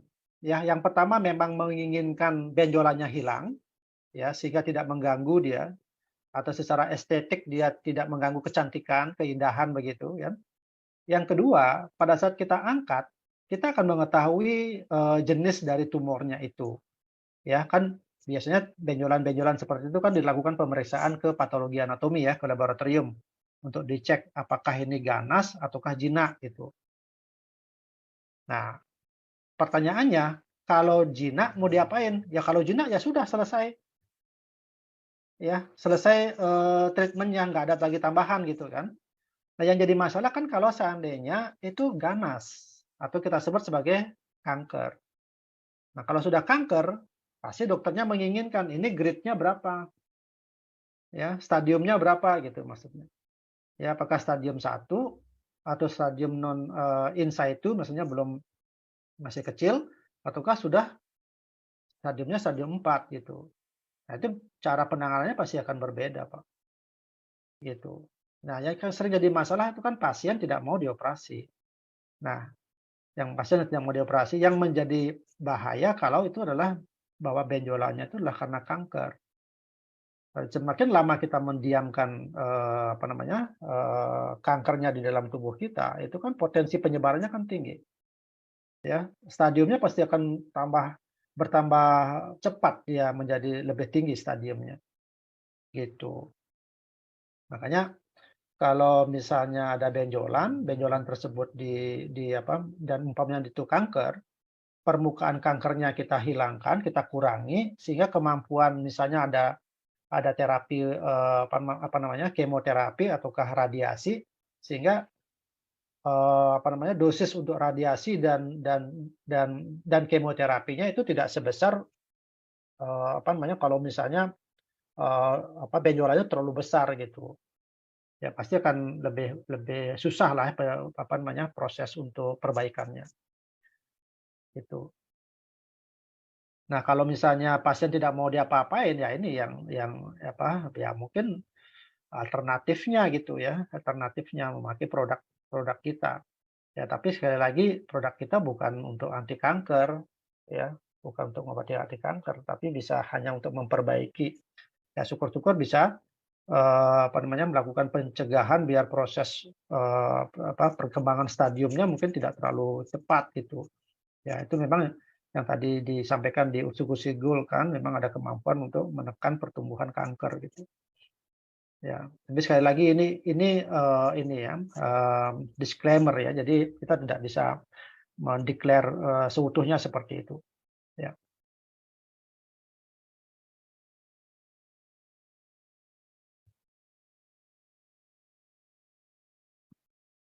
Halo. Iya, Dok. Ya, Ada yang tanya juga untuk papiloma di bokong. Itu kira-kira berbahaya nggak ya? papiloma ya. Semacam kayak kutil ya kayaknya. Ya. Ya, sepanjang itu masih bisa dioperasi ya dioperasi aja lah ya. Dan mungkin penjelasannya sama kayak tadi ya.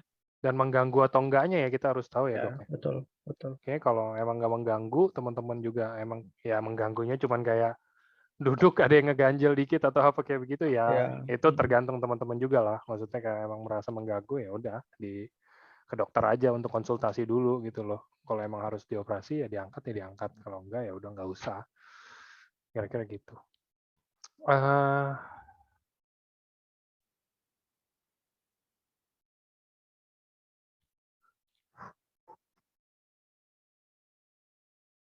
Sebentar,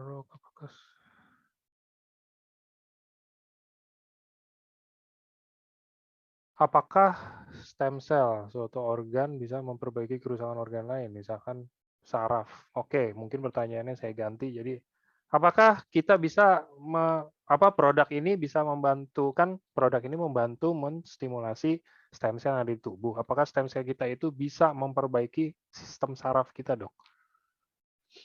Nah, itu tadi pertanyaannya mungkin kurang bisa memahami penjelasan saya ya. Mhm. Jadi stem cell itu tidak dimiliki oleh satu organ, satu sel Yes. Mhm. ya. Jadi organ stem cell kita itu berdiri sendiri dia, apa istilahnya, merdeka dia gitulah, tidak dimiliki. Jadi independen dia gitu. Tapi dia memiliki kemampuan untuk berdiferensiasi, berubah bentuk gitu ya, berubah bentuk. Jadi misalnya saya sebagai stem cell ya, kemudian Pak Angga sebagai sel jantung gitu ya. Mhm. Nah, Pak Angga bilang gini, Dokter Buana, kamu perbaiki sel saya dong. Ini karena kemarin ada rusak nih, ada 10 miliar sel saya rusak nih gitu. Nah, saya akan bekerja. Jadi sebagian saya membelah diri menjadi dua nih. Ya, satu stem cell membelah diri jadi dua. Saya sebelahnya menjadi saya sendiri lagi. Ya, yang satu lagi itu membelah saya menjadi Pak Angga. Gitu. Mhm. Ya. Itu pengertiannya, Pak. Jadi, memiliki kemampuan untuk, menjadi dirinya sendiri dulu, karena dia harus bertahan kan ya. Stem cell itu harus bertahan juga jumlahnya itu. Jadi kalau dia hanya berubah menjadi Pak Angga, saya berubah jadi Pak Angga, saya lenyap dong. Yes. Gitu. Nah, Kira-kira gitu kemudian ya penjelasan awamnya, Dok, ya? kalau misalnya ada si B lagi, sebagai sel sel otak itu misalnya. Dia bilang sama saya, stem cell, dokter, Bu Ana, kamu jadi saya dong, oleh karena sel otak saya nih kemarin rusak nih oleh karena stroke gitu. Oke, saya akan menjadi sel B gitu. Nah, jadi gitu. Nah, sekarang menjadi masalah adalah organ organ jantung Pak Angga dengan si B ini, yang mana yang paling kuat untuk meminta saya gitu. Yang mana yang memiliki message yang paling kuat, yang paling banyak me-message saya, sehingga saya harus bekerja berat untuk lebih memperbaiki si yang membuat message yang paling besar itu, gitu. Nah, bagaimana kalau semuanya meminta message, "Perbaiki ini dong, perbaiki ini." Tentu saya kan kewalahan, gitu. Nah, apalagi dalam kondisi tubuh saya sedikit dan tidak ada yang men-trigger saya untuk memperbanyak diri. Yang men-trigger saya itu apa? Asam amino. Ya, gitu. Jadi sama kayak seperti, melakukan terapi stem cell yang ada di laboratorium lah gitu ya. Jadi misalnya sebuah laboratorium peneliti mengambil, sel lemak saya, ya sel lemak saya diambil kemudian diolah di sana di sebuah laboratorium stem cell begitu. Nah, kemudian, saya sebagai orang yang sakit misalnya, tolong tolong ciptakan, sel pankreas buat saya, oleh karena pankreas saya terganggu. Jadi stem cell yang ada dalam lemak saya itu diolah di sana, ya. Kemudian diolah sedemikian rupa, oleh sebuah reaksi, semacam ada sesuatu yang men-trigger gitu ya, yang mengakibatkan stem cell itu berubah menjadi sel pankreas gitu, dan tidak menjadi sel yang lain, gitu. Ya, itu penelitilah yang lebih tahu di sana itu. Nah, sel-sel pankreas yang masih muda-muda itulah yang disuntikkan kembali ke organ pankreas saya dan tumbuh menjadi sel pankreas. Gitu, Pak. Jadi bedanya di luar dengan di dalam ya, kalau proses regenerasi itu. Oke, Mudah-mudahan jadi itu mudah-mudahan ya. bisa dipahami. Bukan mudah-mudahan, Dok, itu udah bahasa awam Udah gitu bahasa harusnya sederhana sekali dah itu. Ya. ya itu bagus nanti saya izin klip untuk saya edit deh. Nanti biar teman-teman semuanya nanti saya editin deh. Jadi penjelasan Dokter Buana tadi itu bagus untuk teman-teman biar semuanya ngerti apa sih stem cell itu. Jadi mungkin dulu juga sering banget kan, Dok, ada yang tanya, ya nggak tahu sih mungkin kompetitor atau apa. Cuman ada yang nanya, emang mungkin ya stem cell ada di dalam saset? Ya bukan stem cellnya lah di dalam saset. Kita Bukan, nggak stem bukan, cellnya bukan. juga kan? Maksudnya kayak Ya. bukan dijadiin bubuk juga itu stem cell. Nggak begitu juga. Nih, Ya. jadi mungkin nanti akan ada saya editin lah untuk penjelasannya. Jadi saya share biar teman-teman juga semuanya bisa paham. Oke, siap. Next. Kalau kita ngomongin takaran ya dok ya, kalau untuk takaran itu kalau dari dokter, kira-kira takaran yang bagus itu berapa sih dok? Baik untuk, mungkin gini, untuk yang sehat-sehat aja gitu loh, merasa sehat-sehat aja, atau mungkin yang punya gangguan-gangguan kayak mungkin saya punya asam urat, asam lambung, atau saya punya gangguan di ginjal, atau saya punya gangguan jantung dan lain-lain kayak gitu. Apakah Ya, ada takaran tetapnya ataukah disesuaikan? Nah, kalau saya mau sesuaikan, kira-kira mulainya dari mana dok takarannya? ya, bedanya dengan obat, dia kan memiliki dosis ya, Yes. bedanya dengan obat. Nah, karena kita bukan obat, jadi dia, kalau bilang takaran, ya boleh juga takaran, tapi sebenarnya kebutuhan. Ya Nah, kebutuhannya oke. berapa sih gitu ya, mau 1 saset, mau 2 saset gitu kan ya, ya kebutuhan Yes. kita berapa sih gitu. Nah, bagi orang yang sehat nih ya, kebutuhannya adalah 1 saset Subarasi dan 2 saset, Usukusi. Itu yang normalnya, Oke. ya yang normalnya itu. Nah, sekarang kalau yang sakit gimana? Ya coba aja mulai dengan segitu dulu, gitu kan. Sebab antara saya dengan Pak Angga kan beda kebutuhannya. Ya, jadi kita bermain normal aja dulu gitu ya, bermain normal aja dulu. Nah, kalau misalnya 1 saset Subarasi, 2 saset Usukusi membuat tubuhnya bagus, membaik maksudnya, ya berarti kebutuhannya segitu udah cukup, gitu. Tapi kan ada juga kondisinya memang membutuhkan kebutuhannya tinggi. Jadi memang pada saat itu kita coba mulai dari dosis yang seperti itu dulu ya, esensial itu dulu ya, 1 saset Subarasi, 2 saset Usukusi. Nanti kalau misalnya, eee, belum ada perubahan ya, belum ada perubahan setelah minum, selama 2 minggu gitu misalnya belum ada perubahan, ya udah pelan-pelan dinaikkan dosisnya, gitu. Yang mana dinaikkan dosisnya? Sesuai dengan kebutuhannya. Ya misalnya satu jadi 2 ya, 2-nya jadikan jadi 3 gitu misalnya, ya boleh-boleh saja karena sekali lagi tidak ada namanya dosis gitu. Tapi ini kan sebagai aturan dari, aturan minumnya dari pabrik, dari perusahaan ya. Nah itu, tapi itu kan menyesuaikan dengan tubuh pasien masing-masing. Ya, dari mana kita bisa mengetahui bahwa segitu kebutuhannya sesuai dengan manfaat yang diinginkan sudah ada, Pak, sudah muncul nggak, sudah dirasakan nggak, dari situ aja kita mau mau mengukurnya, gitu. Oke. Oke, jadi kalau misalkan gini dok, saya punya gangguan jantung nih. Ya, Misalkan, let's say kita bilang gejala stroke deh ya, kita bilang gitu dok. Terus saya mhm, udah konsumsi Suba 2 saset nih. Terus nggak terjadi apa-apa, mungkin saya tetap masih merasakan apa yang sebelumnya saya rasakan. Itu berarti harus ditambah tandanya kan? tambah, betul. Oke. Jadi sesimpel itu aja ya dok ya. Maksudnya untuk Ya, ini tergantung kebutuhan tubuh kita apa yang kita rasain karena ya, kan kita sendiri yang ngerasain ya. ya. Karena Oh, mungkin pada saat itu sakit stroke-nya kita agak berat gitu ya, rusaknya hmm. sel itu besar sekali sehingga memang membutuhkan waktu dia kan, sel-sel saraf, apalagi sel-sel saraf kan yang sel yang agak agak bandel lah itu untuk meregenerasi gitu kan. Jadi memang perlu harus asupan yang tinggi dia, Oke, gitu. oke, siap. Next, saya usul agar Suba dan Usu dijadikan dalam satu kemasan agar ya kalau ini ada Bu, tapi kita emang nggak official dari kantor ya, nggak kita official dari kantor ya jelas Utsu Utsu, Utsu Gold Utsu Gold, Suba ya Suba, Sensei Suru Sensei Suru.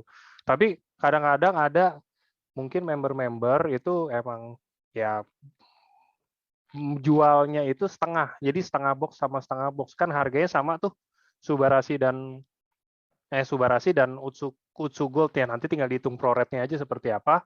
Nanti dia akan kasih ke ibu setengah-setengah. Jadi kan di dalam itu ada sekat nanti setengahnya Suba, setengahnya Utsu itu udah ada kok yang jual kayak begitu. Tapi Mhm. nggak official dari kantor ya. Kalau yang official dari kantor sih nggak bisa karena kita produk kan dari Jepang ya. Mana mau Jepang bikin satu box isinya 2 begitu Bu. Jepang mah kirim ke sini udah langsung apa boxnya udah ada kardus-kardusan kita tinggal buka aja dari sini kita nggak ada proses apapun lagi dari sini jadi itu nggak bisa tapi kalau mungkin mau setengah-setengah gitu mungkin bisa cari leader-leader atau member-member lain oke hmm.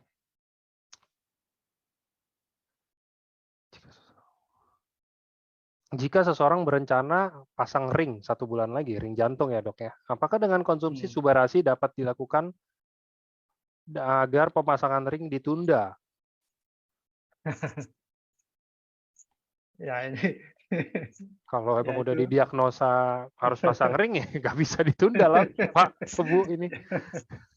Iya, bukan subarasinya yang menjaminkan bahwa ini saya pasti akan kamu konsumsi saya, setelah itu nanti sumbatannya pecah itu. Ya nggak Mhm. janji gitu juga kali ya. Iya, tapi kalau mau sebelumnya bisa kan, Kalau Dok? Maksudnya sebelum ya didiagnosa bisa kan? Pencegahan. iya, maksud saya gini, Pak, dicoba aja gitu loh. Iya kan, Oke. dicoba aja, karena apa? Karena ada patennya yang mengatakan bahwa, memperlancar aliran darah kan, pengertian Yes. memperlancar aliran darah kan paling tidak yang menyumbat itu disingkirkan, kan gitu. Nah sekarang Mhm. apakah terjadi dalam waktu sebulan? Ya nggak janji kan, Yes, betul sekali. gitu. Tapi terjadi gitu loh, Mhm. itu. Ada kok, Dok, member dia Pak Aswan sering bawain LOP tuh. Jadi dia katanya Ah, dulu hampir pasang ring jantung tapi nggak jadi. Karena konsumsi iya, zaman dulu SOP 100. Ya itu kan? ya syukurlah gitu ya, Ya itu kan? syukur gitu. Iya, jadi Tapi kan itu. tidak bisa disamakan dengan pasien yang lain. Yes, dan nggak ada Iya, jaminan juga kan, Dok, ya? betul. Karena begini Pak Angga, ini cerita dokter ya, cerita dokter yang melakukan intervensi ya. Intervensi itu Mhm. maksudnya yang melakukan, pemasangan ring itu. Nah, Mhm. kerak-kerak yang ada yang menyumbat pembuluh darah kita itu berbeda berbeda berbeda gininya loh, eee, apa istilahnya itu ya, sumbatannya gitu loh. Ada yang sumbatannya, rapuh, ada yang sumbatannya nggak bisa dikikis gitu loh. Nah, Oke. makanya tadi kalau misalnya sumbatannya rapuh, diberikan, Subarasi ini mungkin dengan kekuatan dia memperbaiki selnya, membuat kelenturan dari pembuluh darahnya, nah, kemudian aliran darahnya semakin kuat lagi untuk ke daerah tersebut, mungkin dia menyapu gitu kan ya, menyapu. Jadi kalau sumbatan itu disapu karena dia rapuh ya, cepat dia akan rilis gitu kan. Nah, bayangin kalau misalnya ini, sumbatannya kaku, keras gitu kan. Jadi, ya butuh waktu gitu ya, atau mungkin tidak bisa dia untuk merilis. Gitu penjelasannya, Pak. Oke, semoga menjawab ya.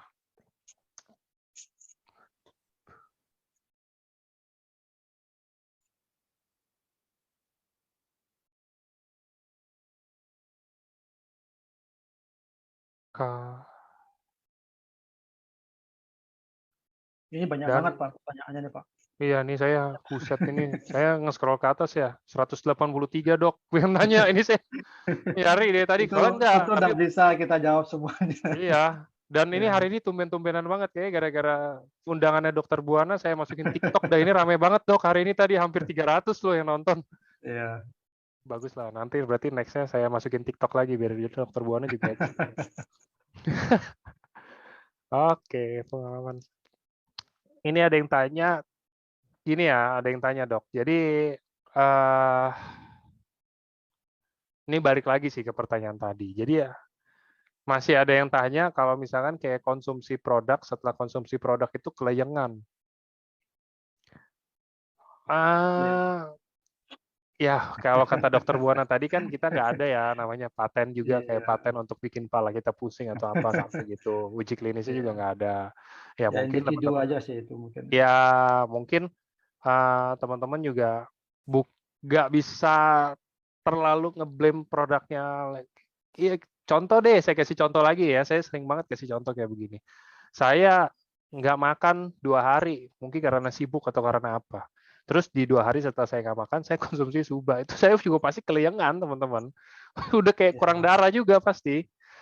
Pasti kayak kurang energi dan lain-lainnya juga pasti keliengan. Nah, sekarang kan kita harus objektif. Kita nggak bisa subjektif. Kita mengblame produknya nih, Suba atau Utsu atau mungkin apa, kita nggak bisa nge-blame kayak, oh saya konsumsi kayak begitu, besoknya saya pusing atau apa. Toh nggak juga, karena banyak juga yang terbantu, banyak juga yang kasih testimoni ke kita, dan teman-teman bisa lihat kan testimoni super banyak. Itu banyak banget testimoni yang kasih ke kita, membaik lah, dan lain-lain, apa segala macam. Jadi, ya saya nggak bilang nggak valid juga ya, mungkin kejadian aja, karena balik lagi, namanya badan beda-beda. Mungkin aja Ya. teman-teman konsumsi kelayangan juga mungkin, cuman balik lagi kalau in our defense, ya produk kita nggak membuat kelayangan, gitu aja sih. Mungkin kalau teman-teman kelayangan, ya mungkin ada komplikasi tertentu yang karena konsumsi produknya ini mungkin jadi kelihatan atau apa, nggak ada yang tahu juga gitu kan. Karena balik lagi Ya. individu beda-beda. Kira-kira gitu penjelasan secara Ya, bahasa saya dokter. juga waktu di awal-awal minum, waktu dulu kan SOP 100 ya. Mhm. Jadi setelah minum 3 hari atau 4 hari itu, jadi saya mengalami ya apa, bukan keliengan sih gitu, ngantuk berat gitu. Oke. Ya ngantuk berat di siang hari lagi gitu. Siang hari Mhm. pas lagi kerja gitu kan tiba-tiba ngantuk nggak tertahankan gitu. Nah itu wah karena kita baru pertama kali, kita nggak pernah mengenal penjelasan tentang produk ini gitu kan. Jadi Mhm. saya sempat ngomong gini nih sama sama upline saya nih, sama "Ini kan ini produk apa sih bikin ngantuk gini kan?" Gitu kan. Sempat protes. Wah, ini dokter dokter di apa namanya, sedang protes nih gitu katanya kan. Sudah Mhm. agak dagdikduk juga, gimana caranya menjelaskan gini gitu kan. Akhirnya Ya. bilang, "Ah, ini," setelah saya baca gitu, oh ternyata memang detox gitu. Detox-nya saya katanya ngantuk gitu, dan setelah 2 hari apa 3 hari hilang, itu. Jadi, proses detox itu memang individual individual, tidak semua terjadi pada semua orang. Dan waktunya pun singkat. Jadi, apa namanya, tidak berlama-lama gitulah, ya. Jadi aman aman, ya, aman. Oke, sip. Eee, mhm. Tuh banyak yang bilang sebaiknya makan dulu kalau sebelum jangan saat perut kosong. Iya benar, ada beda-beda kok Bu orang. Jadi ada yang mungkin emang kuat ya. Kayak mungkin saya, aku bukan sombong, tapi saya emang orangnya itu nggak yang aneh-aneh, nggak yang kayak asam lambung atau apa kayak begitu. Jadi mungkin saya bangun tidur cuma minum air putih, saya mau konsumsi itu, hajar itu juga nggak apa-apa. Saya mau konsumsi Suba Utsu, mau 5/5 juga nggak apa-apa mungkin ya.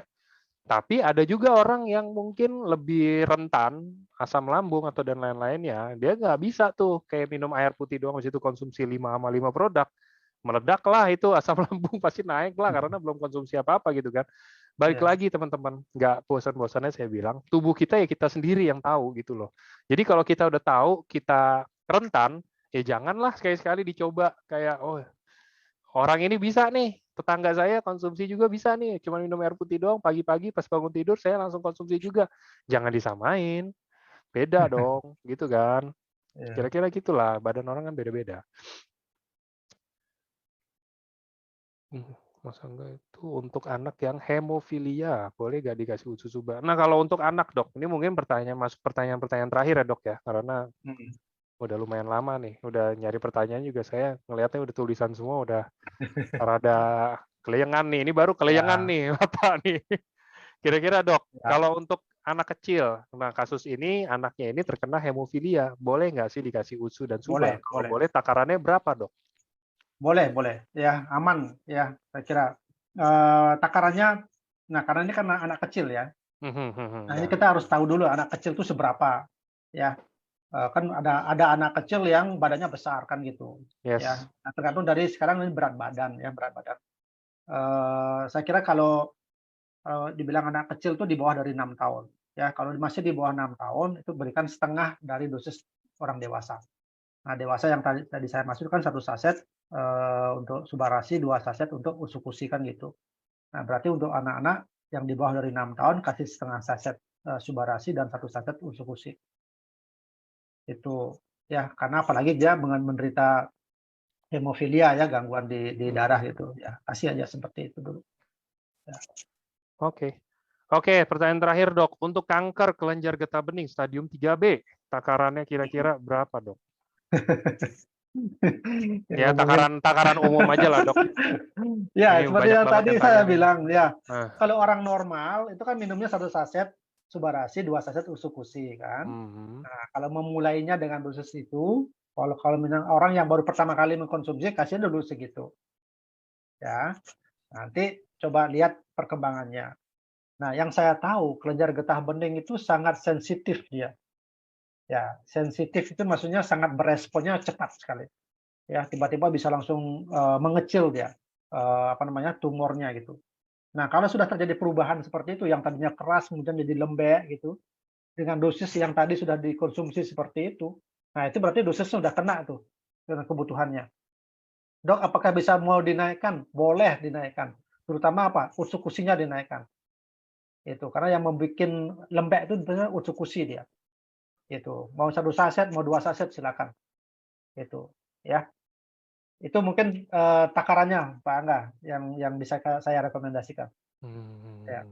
Oke, oke. Nah, ini juga ya, oke lah. Ini pertanyaan bonus lah ya. Jadi ada yang tanya nih, dia udah kasih detail, dok. Suami saya saat ini kondisinya sakit gagal ginjal kronis dengan kondisi kreatinin 6, ureum 90, dan LFG 9. Apakah dengan konsumsi Subarasi bisa membantu meningkatkan fungsi ginjalnya dan menurunkan kreatinin? Terima kasih.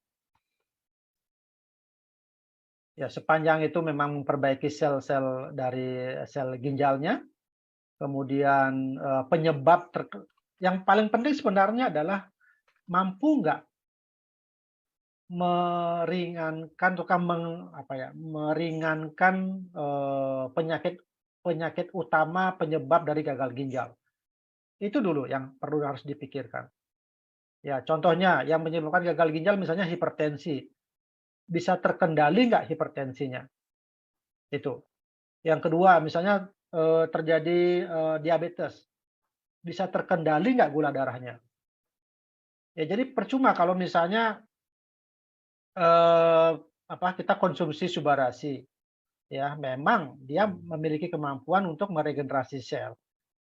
Tapi kalau aktivitas sehari-harinya dia tidak perbaiki, ya ini misal ya, dia menderita penyakit diabetes, dia tidak bisa kendalikan jumlah kalori yang masuk, ya, tetap gaya hidupnya tidak baik lah begitu.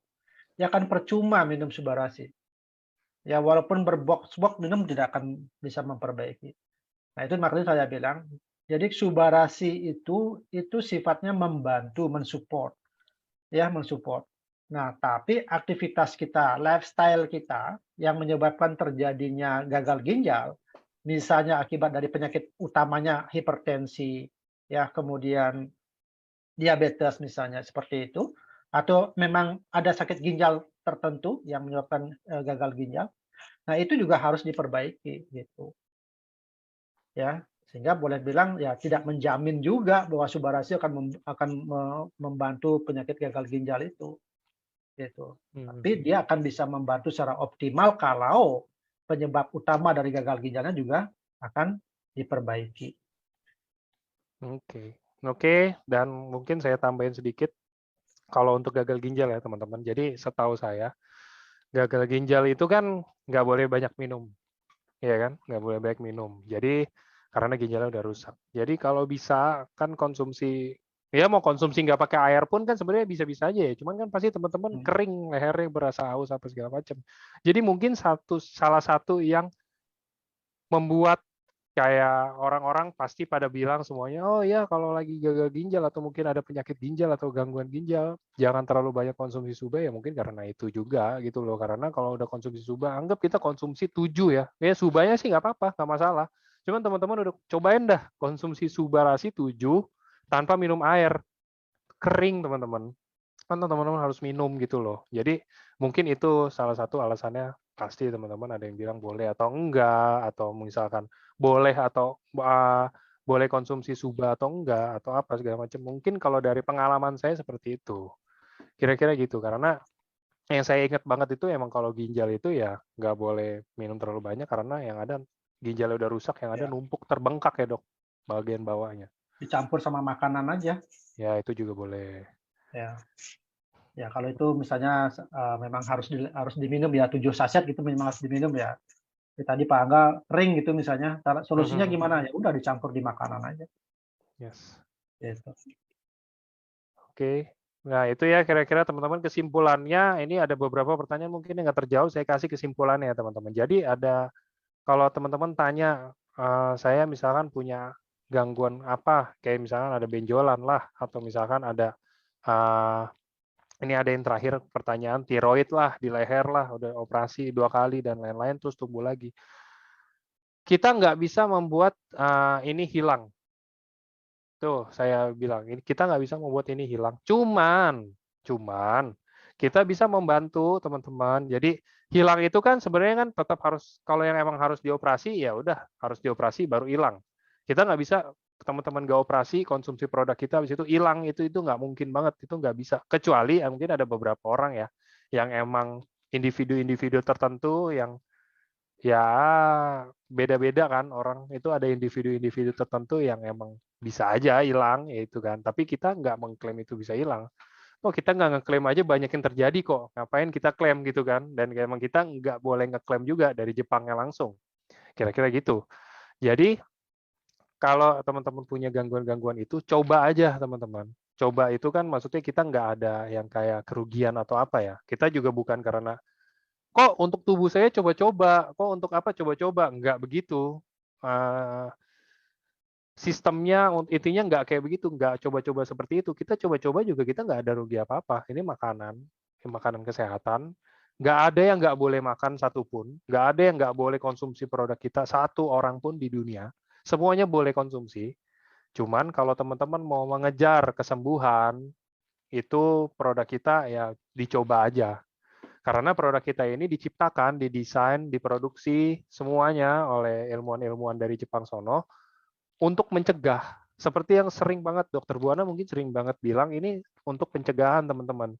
Jadi kalau untuk pencegahan ya dipakai untuk mengobati, ya mungkin ada aja yang sembuh gitu loh. Cuman kita nggak mengklaim untuk mengobati. Kira-kira gitu teman-teman. Jadi kalau emang ada yang gangguan apa, bolehlah dicoba aja, dikonsumsi aja, diminum aja.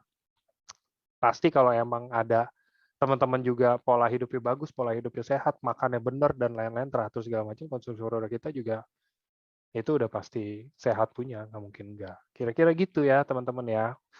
Saya mau mohon maaf dulu untuk semuanya, karena pertanyaannya nggak bisa dijawab teman-teman, super banyak banget ini pertanyaan di Zoom kali ini. Ya, yang saya nggak bisa bacain satu-satu. Terima kasih semuanya yang udah berpartisipasi. Terima kasih Dokter Buana untuk waktunya sore ini, Dok. Sama-sama, sama-sama. Semoga bermanfaat. Yes, dan semoga teman-teman semuanya juga yang hadir mendapatkan sesuatu yang baru, pengetahuan produk baru. Mohon maaf sekali lagi saya nggak bisa bacain semuanya, teman-teman. Dan nanti saya akan kasihlah kesimpulannya. Saya nanti editin kesimpulannya dari yang Dokter Buana ini ya, teman-teman. Oke, kalau gitu. Terima kasih semuanya. Selamat sore, Dok. Selamat sore Terima kasih. semuanya. Selamat beristirahat. Yes, Happy weekend. happy weekend semuanya. Sore, Dok. Ya, sore.